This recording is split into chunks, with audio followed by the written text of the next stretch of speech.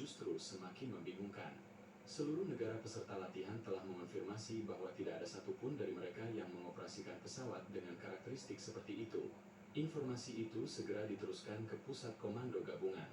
Dalam waktu kurang dari 15 menit, laporan darurat dikirim ke berbagai ibu kota negara anggota NATO. Para pejabat tinggi pertahanan mulai mengikuti perkembangan situasi secara langsung melalui jaringan komunikasi yang aman.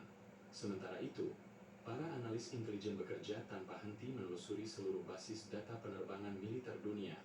Mereka membandingkan bentuk sayap, pola emisi panas, jejak gelombang elektromagnetik, hingga karakteristik manuver dengan ribuan jenis pesawat yang pernah dibuat manusia. Hasil pencarian menunjukkan satu kesimpulan yang sama. Tidak ada kecocokan. Pesawat misterius itu bukan bagian dari teknologi yang pernah mereka kenal.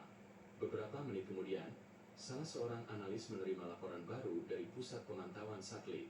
Setelah menggabungkan berbagai lintasan penerbangan sebelumnya, komputer berhasil memperkirakan asal kemunculan objek tersebut.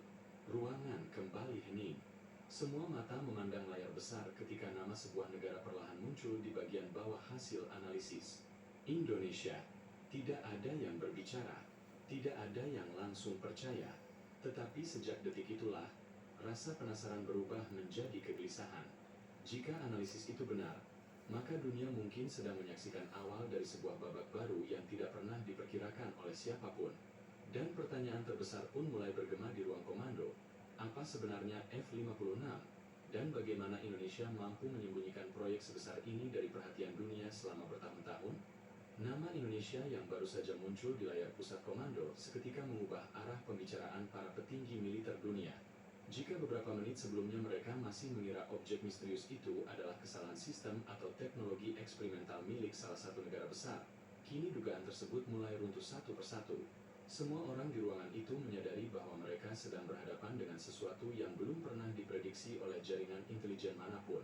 Dalam waktu kurang dari 1 jam, berbagai badan intelijen segera menjalankan operasi pengumpulan informasi terbesar dalam beberapa tahun terakhir. Ribuan dokumen lama dibuka kembali.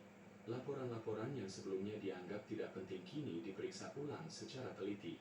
Aktivitas industri pertahanan Indonesia selama 2 dekade terakhir dipetakan kembali, mulai dari proyek kerjasama internasional, perkembangan universitas teknik, perusahaan dirgantara, hingga peningkatan jumlah insinyur yang menempuh pendidikan di berbagai negara. Namun semakin banyak data yang dianalisis, hasilnya justru semakin membingungkan. Tidak ada catatan yang secara jelas menunjukkan bahwa Indonesia pernah mengembangkan sebuah pesawat tempur dengan kemampuan sedemikian maju. Tidak ditemukan kontrak pembelian komponen utama dalam jumlah besar. Tidak ada transaksi yang mengarah pada pembangunan fasilitas produksi berskala raksasa. Bahkan jalur distribusi material strategis yang biasanya dapat dilacak melalui perdagangan internasional tanpa